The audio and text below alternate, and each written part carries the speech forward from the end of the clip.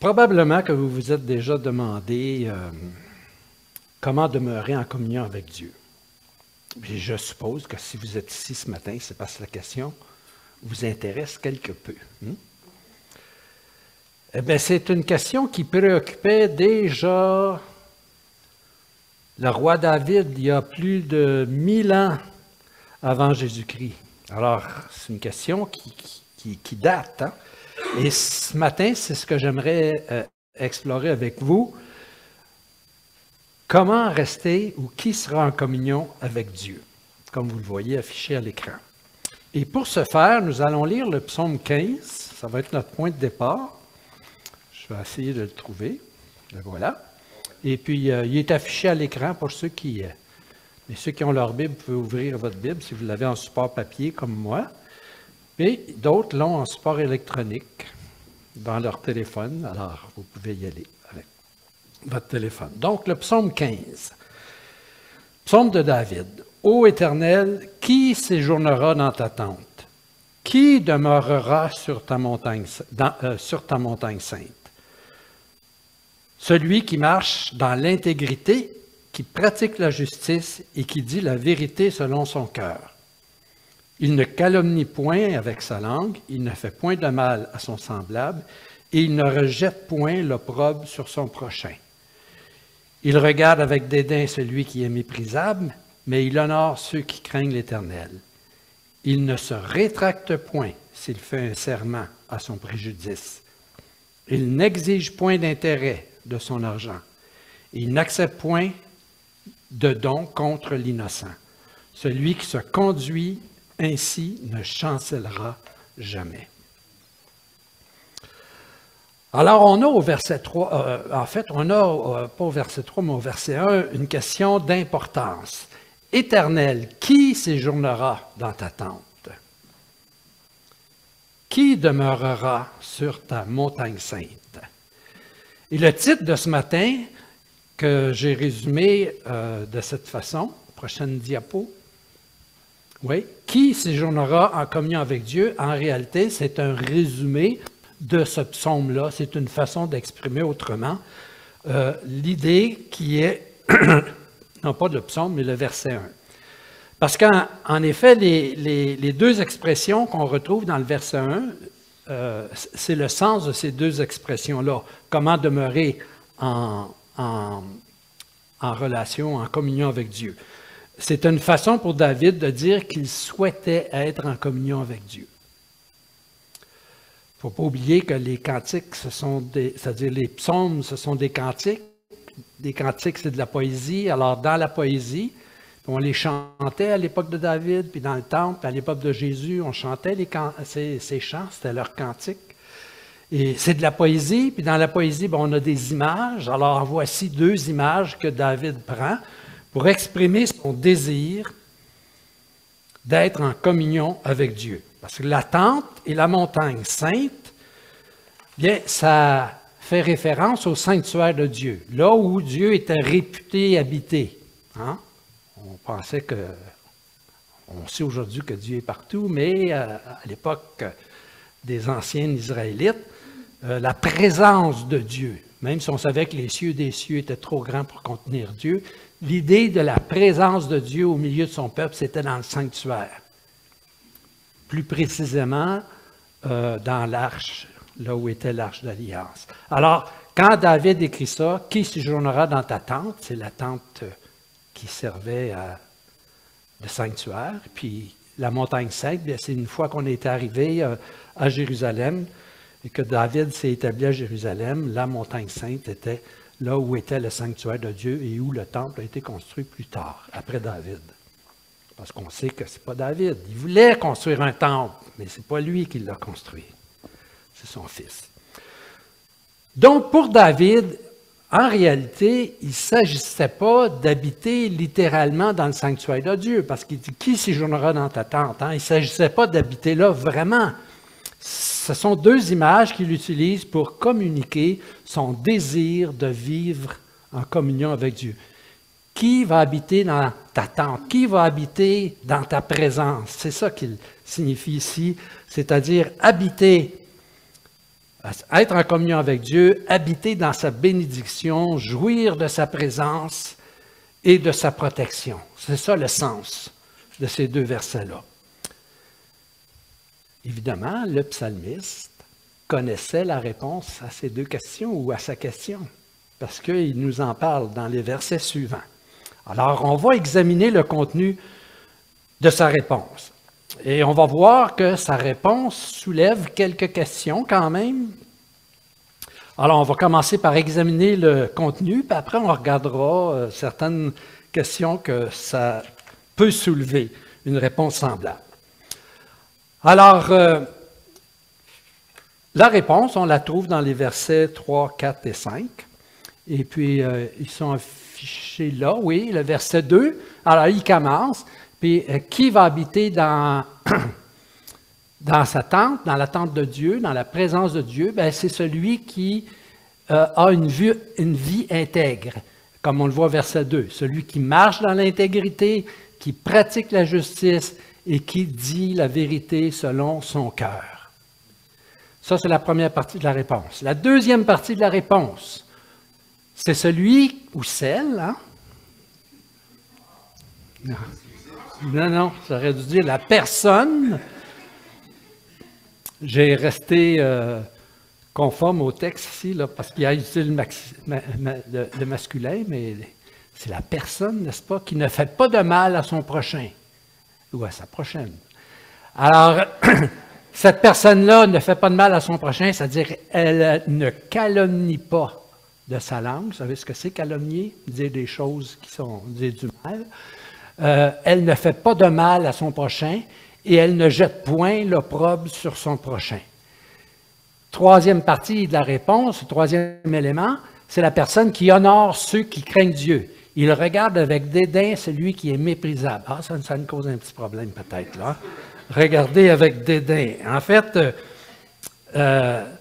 regarder avec dédain peut signifier aussi repousser. Tu sais, ne pas chercher la présence et la communion des personnes qui sont estimées, si vous voulez, moralement condamnables. C'est le sens de ce verset-là.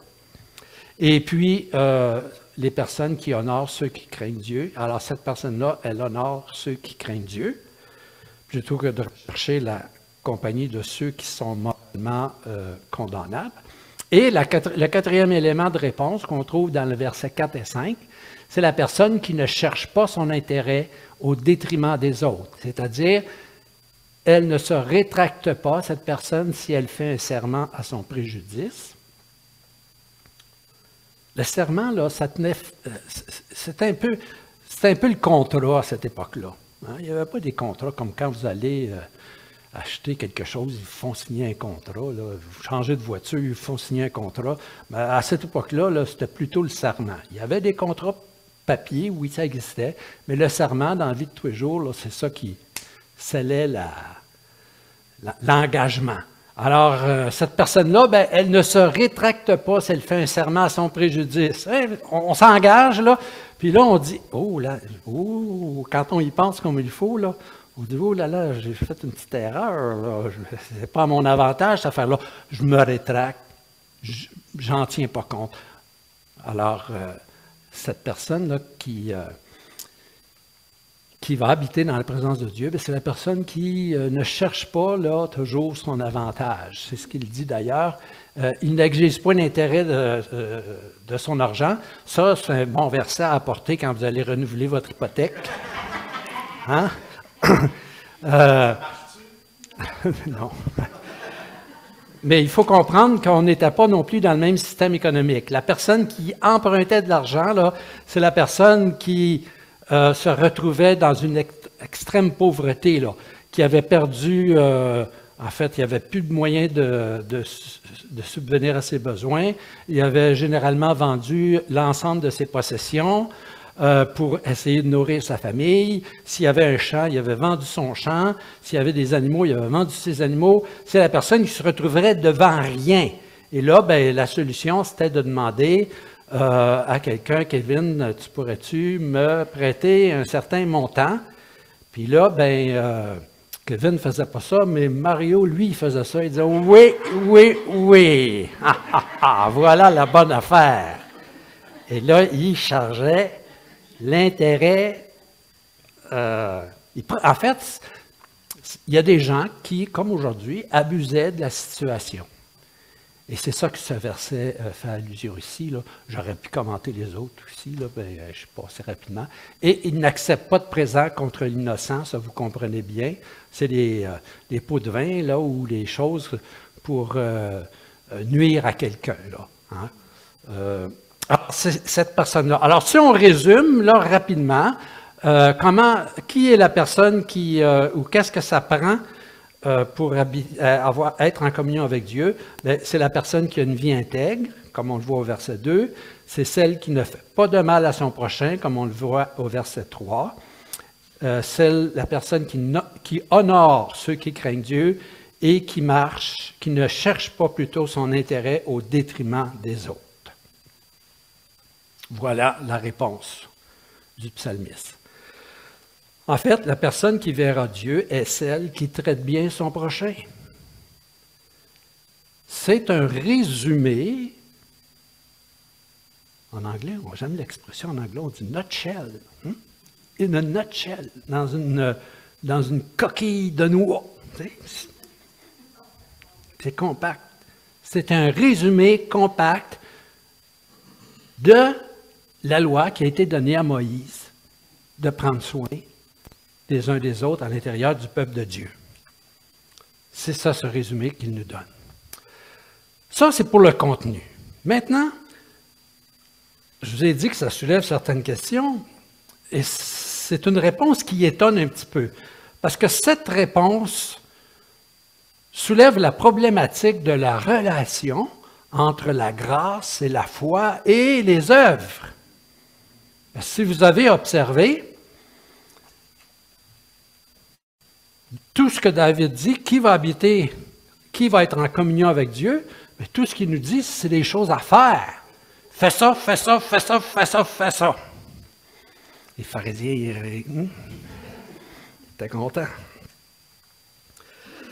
Parce qu'en obéissant à la loi de Moïse, selon ce que David nous dit ici, c'est en faisant ces choses que l'on peut être en communion avec Dieu. Mais est-ce que c'est ça? Ou est-ce que c'est par la grâce de Dieu? Est-ce qu'en faisant ça que je vais être en communion avec Dieu? Ou est-ce que c'est par la grâce de Dieu, en plaçant ma foi dans sa grâce, en lui, en réponse à sa grâce? Alors, selon le Nouveau Testament, c'est par la foi, en réponse à la grâce de Dieu, qu'on peut être en communion avec Dieu.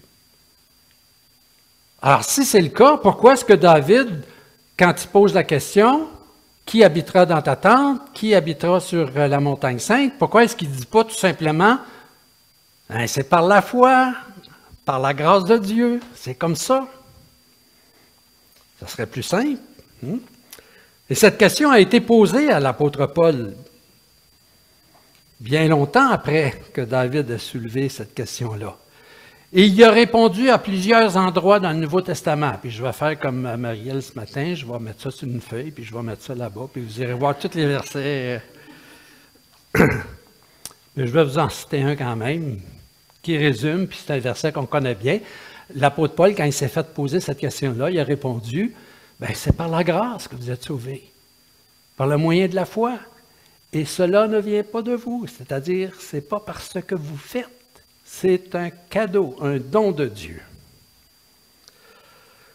Alors, est-ce que ce serait parce que les croyants de l'Ancien Testament voyaient la vie avec Dieu comme une série de règles à respecter, une série d'actions à accomplir, et que si on observait ces règles, on faisait ces actions-là, on pourrait gagner la faveur de Dieu? Pas vraiment. C'est pas vraiment ça la réponse. En fait, les auteurs les auteurs de l'Ancien Testament ne faisaient pas l'opposition qu'on fait aujourd'hui, nous, entre la grâce et les œuvres. C'est surtout depuis la Réforme là, qu'on fait cette opposition-là de façon très Noir-blanc, tu sais. La loi et les œuvres. Ça ne va pas ensemble. Dans l'Ancien Testament, les gens comme David, Moïse et puis ceux qui ont marché avec Dieu ne faisaient pas cette distinction-là aussi drastiquement que nous l'avons fait. Alors, comment ça se fait que nous, on est arrivés là? On va en parler tout à l'heure. Retenez votre imagination pour l'instant. Et puis, on va essayer d'aborder cette question-là. Selon ce qu'on observe dans la Bible, ce que l'on voit dans l'ensemble des Écritures, la révélation de Dieu, on ne peut rien faire pour gagner la faveur de Dieu. Niet. Il n'y a rien à faire pour gagner la faveur de Dieu. Tout ce que Dieu nous accorde, c'est à cause de sa grâce qu'il nous l'accorde. D'ailleurs, l'apôtre Paul a expliqué ce point-là dans l'Épître aux Romains. Par exemple, si on va dans Romains chapitre 4, qu'on ne lira pas, mais je vais vous expliquer rapidement, résumer rapidement le contenu de l'Épître, du chapitre 4 de l'Épître aux Romains. En fait, à l'époque de Paul, il y avait des gens qui l'accusaient, qui accusaient Paul, en disant que, en professant que c'était par la grâce de Dieu comme il le faisait, en professant que c'était par la grâce de Dieu que l'on pouvait obtenir le salut, il enseignait quelque chose de contraire à la révélation que Dieu avait donnée à Moïse et à Abraham et à Moïse. Ces gens-là, ils disaient, t'enseignes le contraire de ce que nos pères ont reçu, Abraham et Moïse. Alors, en fait, il ne faut pas oublier que pour un bon juif de l'époque de Jésus, les deux principales choses pour marquer la communion avec Dieu, c'était quoi? Abraham, la circoncision, Moïse, la loi. Se faire circoncire et obéir à la loi étaient les deux conditions pour faire partie du peuple de Dieu. C'était comme ça qu'eux autres voyaient ça, la relation avec Dieu. Alors, Paul les amène à réfléchir à ces gens-là qui posent cette problématique de cette façon-là. Il les amène à réfléchir, et c'est ce qu'on voit dans Romains chapitre 4. Et pour les amener à réfléchir, il leur pose la question suivante. Comment est-ce qu'Abraham a reçu la promesse de Dieu? Est-ce que c'est à cause de ses œuvres ou à cause de sa foi? Et là, il leur explique que ça ne pouvait pas être à cause de ses œuvres. Parce que la promesse de Dieu, il l'a reçue avant que Dieu lui donne la circoncision et lui donne la loi qui a été donnée à Moïse. C'est exactement ça. Il dit, est-ce que c'est par les œuvres que Moïse a été sauvé? Si c'était par les œuvres, il y aurait le droit de se glorifier. Mais si c'est par la foi, selon qu'il est écrit, la foi lui a été imputée à justice. Puis là, Paul, il dit, c'est quand qu'il a reçu cette promesse-là? C'est-tu avant ou après la circoncision? Mais il savait tout, là. C'était avant la circoncision. Donc, la promesse ne peut pas dépendre de la circoncision. Mais de la grâce de Dieu, de la grâce qui a été manifestée dans la promesse de Dieu. C'est ça que Paul développe dans Romains chapitre 4. C'est parce que Abraham avait placé sa foi dans la promesse de Dieu qu'il a pu recevoir la bénédiction de Dieu, cette bénédiction qui dit « Toutes les familles de la terre seront bénies en toi ». Et c'est la même chose avec les enfants d'Israël. Ils n'ont pas été délivrés de l'esclavage en Égypte parce qu'ils avaient observé la loi rigoureusement, mais ils ont été délivrés de l'esclavage en Égypte par la grâce de Dieu, à cause de la promesse que Dieu avait faite. Quand Dieu est apparu à Moïse, il a dit, « Je me suis souvenu de la promesse que j'ai faite à Abraham. Puis là, tu vas aller. » Puis là, Dieu a délivré son peuple d'Égypte, et après, il a donné la loi. Alors, c'est impossible d'être sauvé par l'obéissance à la loi dans ce cas-là. Pourquoi est-ce qu'il a donné la loi? On le voit ailleurs, la loi a été donnée, en fait, pour... Regardez la problématique, elle est bien simple. Ça fait 400 ans que vous êtes esclaves en Égypte, que vous vivez là, sous le joug des Égyptiens, avec les divinités égyptiennes, puis tout ça. Puis là, tout à coup, vous vous retrouvez dans le désert, puis là, Moïse vous dit, hey, c'est Dieu qui nous a délivrés, nous sommes le peuple de Dieu. Oh, mais on vit comment, comme peuple de Dieu? Comment est-ce que notre vie, c'est quoi vivre l'alliance avec Dieu? Et là, Dieu a donné sa loi à Moïse pour que le peuple d'Israël sache ce que ça signifie vivre selon le caractère de Dieu et non pas selon ce qu'ils avaient appris en Égypte avec toute la façon de vivre des Égyptiens.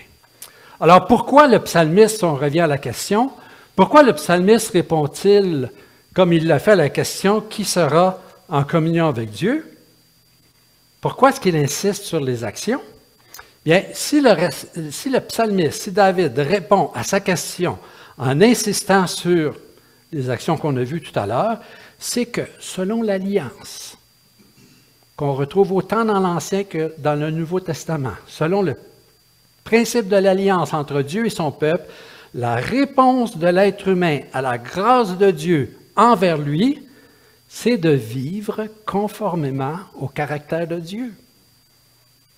C'est pas juste de dire « Ah oui, moi je crois. » Jacques a réglé le problème vite. Hein? Vous savez ce qu'il a dit, Jacques? « Tu crois en Dieu? » Les démons aussi. Les démons aussi. Parce que déjà, là, la question de la grâce et de la foi avait commencé à faire de la bisbille dans l'Église. Ainsi, en répondant à sa question, le psalmiste résume en quelques lignes comment vivre dans l'alliance que Dieu a fait avec son peuple. Il résume l'essentiel des comportements que les personnes qui ont la foi devraient manifester les uns envers les autres si elles veulent refléter le caractère de Dieu. Alors oui, sauvés par la grâce, nous vivons aussi par la grâce, mais si nous voulons nous engager à marcher avec le Seigneur, bien, il faut vivre selon son caractère. Est-ce que Jésus était d'accord avec ça? Voilà la question. Allons voir ce que Jésus en pense, lui. Dans Jean chapitre 4, il y a un entretien, puis Jésus parle avec ses disciples, puis il leur dit, « Si vous m'aimez, gardez mes commandements. » Voyez-vous? Nous gardons les commandements de Jésus-Christ parce que nous l'aimons, parce que nous voulons le suivre, et non pas pour essayer de gagner sa faveur. Sa faveur nous est acquise, il nous la donne. Mais si vous m'aimez, l'apôtre Paul, il dit, ayez en vous les sentiments qui étaient en Jésus-Christ. Puis si vous lisez le reste, là, bien, ça ressemble pas mal au psaume 15. Être conforme à Jésus-Christ. Ce que Jésus est en train de nous dire ici, c'est que si vous m'aimez, ayez une vie conforme à ce que je suis. Gardez mes commandements. Ou mes instructions, si vous préférez. Probablement que vous savez ce que c'est que l'effet pervers. Vous savez ce que c'est que l'effet pervers? Quand on dit ça, ça c'est un effet pervers. C'est quoi un effet pervers, Chantal? Oh, on est libéré, Chantal. On n'est même pas obligé de...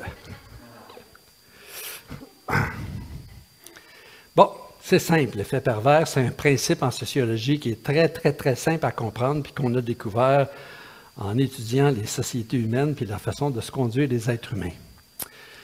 L'effet pervers, c'est tout simplement lorsqu'on détourne une intention, si vous voulez, ou un principe, en fait, quand on détourne un principe de son intention et qu'on le pousse à l'extrême, on aboutit au contraire de ce pourquoi le principe a été mis au début. C'est une forme de jusqu'au boutisme, hein, qui en réalité donne le contraire de ce pourquoi l'intention ou le principe a été émis. Je vous donne un exemple. La suraccentuation de la promesse et de la grâce de Dieu. Ça existe. Et on en a un bel exemple qu'on ne lira pas, je vous dis où aller le chercher. C'est dans Jérémie chapitre 7. À l'époque de Jérémie, les gens... Bon, on va reprendre ça un petit peu plus tôt. Vous savez que le temple avait été construit par Salomon.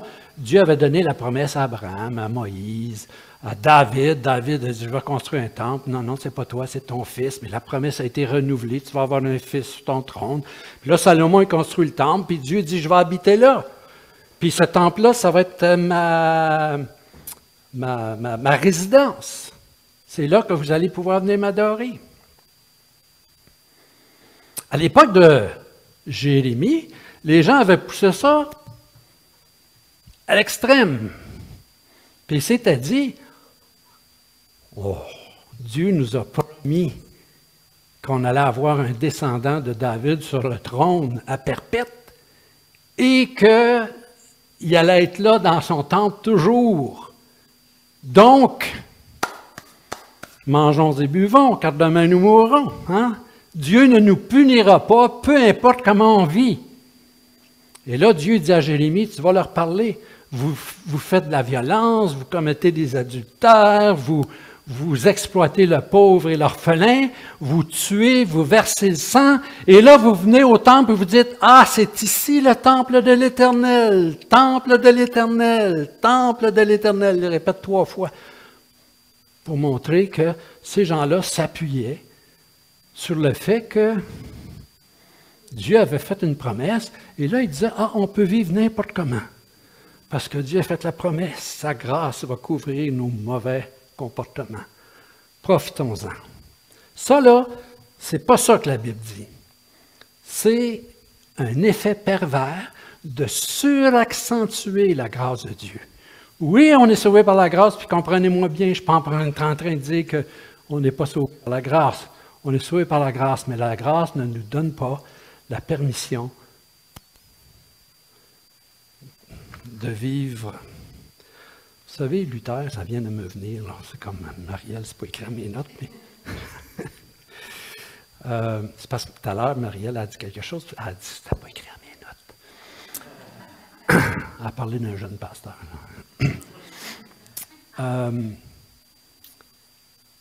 Luther a insisté sur la grâce de Dieu. Hein? Il y a des raisons pourquoi il a insisté sur la grâce de Dieu. C'est parce qu'à son époque, là,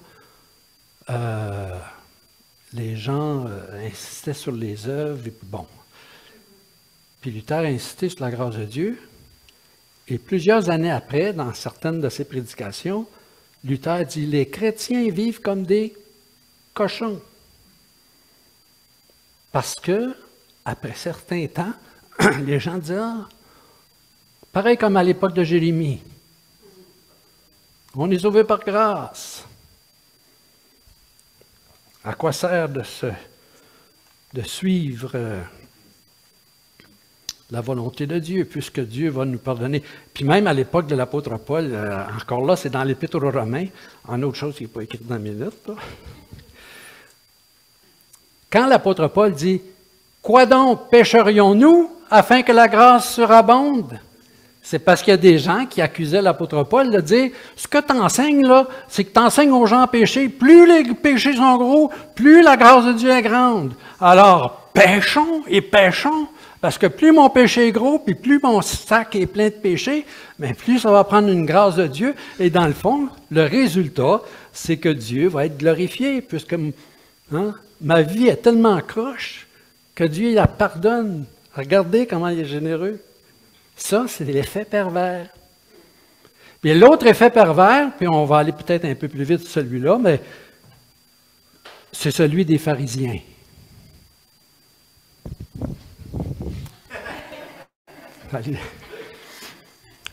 Stéphane, on vient de m'avertir de faire attention à toi, là. Parce que je vais trop loin. Bon, les pharisiens. Eux autres, ils ont mis l'accent sur l'autre aspect de cette médaille à deux côtés. C'est-à-dire, il y avait la grâce, et puis vivre selon le caractère de Dieu, l'obéissance aux instructions de Dieu. Eux autres, ils ont poussé ça au bout. Puis là, il fallait circoncision, puis obéir. Puis il y en avait pas assez, ils en ont développé toutes sortes d'autres règles encore plus précises. Et au temps de Jésus, les pharisiens, ils insistaient tellement là-dessus que ça, c'est l'autre effet pervers. Bon. L'équilibre entre la grâce ou la foi et les œuvres, bien, c'est que nous sommes sauvés par la grâce de Dieu et nous marchons sur les traces de Jésus. Alors, le psaume 15, qu'est-ce qu'il nous dit? Qui sera en communion avec Dieu? Le psaume 15 demandait comment être en communion avec Dieu. Alors, voici un résumé, si vous voulez, de ce que j'ai essayé de vous dire ce matin. Dieu nous invite à vivre en communion avec lui. Il nous offre cette communion-là, ce salut-là par sa grâce. Ensuite, Dieu nous a donné ses instructions. Jésus a parlé de ses instructions comme dans l'Ancien Testament, le peuple de Dieu avait reçu des instructions, afin que nous ayons des vies heureuses et significatives, en communion avec lui, les uns avec les autres. Et le psaume 15 fait un résumé de ça. Vivre en communion avec Dieu, c'est recevoir la grâce de Dieu par la foi, puis de marcher selon ses instructions, c'est-à-dire selon son caractère. Alors, on ne peut pas prétendre, tu veux afficher le prochain verset? On ne peut pas prétendre avoir la foi en Jésus-Christ si on ne prend pas notre engagement au sérieux. Jésus a dit, quiconque me dit Seigneur, Seigneur, n'entrera pas forcément dans le royaume des cieux, mais celui-là, seul, qui fait la volonté de mon Père qui est dans les cieux. Alors ça ne veut pas dire qu'il faut trembler et avoir peur que Dieu nous rejette et qu'on peut perdre notre salut. C'est pas ça que Jésus veut dire, mais il y avait des gens qui disaient, ah Seigneur, ça pareil comme au temps de Jérémie, c'est le temple de Dieu. Dieu nous a fait une promesse, donc on peut vivre comme on veut, Dieu va toujours. Et Jésus dit, attention là, c'est pas ceux qui disent Seigneur, Seigneur qui vont entrer dans le royaume de Dieu, mais ceux qui marchent sur les voies, celui seul qui fait la volonté de mon Père qui est dans les cieux. Et c'est pas Jésus qui a dit aussi la volonté de mon Père, c'est que vous croyez à celui qui l'a envoyé. Alors, si quelqu'un s'est éloigné de son engagement premier, ça se peut ça, hein? On s'engage à suivre Jésus, puis tout à coup, par négligence ou par entêtement, on s'éloigne. Voici ce que l'apôtre Jean suggère, et deux petits versets pour terminer. Dans 1 Jean, chapitre 1, verset 19, Jean dit, écoutez, si on reconnaît qu'on a péché, il est fidèle et juste, et par conséquent, il nous pardonnera de nos péchés, et il va nous purifier de tout mal que nous avons commis. Et juste un petit peu plus loin, il continue son épître, et il dit, je vous ai écrit ces choses afin que vous ne péchiez point. Si toutefois il arrivait à quelqu'un de commettre un péché, nous avons un défenseur auprès du Père, Jésus-Christ le juste. Jésus est toujours prêt à nous recevoir. Il est notre défenseur auprès de Dieu. Qui marchera en communion avec Dieu? Celui qui a la foi en Christ et qui marche sur ses traces. Et si on s'éloigne de ses traces, ça arrive. Si on glisse, si on tombe, faisons comme l'apôtre Paul dit. Si quelqu'un est tombé, oubliant ce qui est en arrière, me portant vers ce qui est en avant, je cours vers le but. Et puis l'apôtre Jean nous dit qu'on a un défenseur, Jésus-Christ le juste.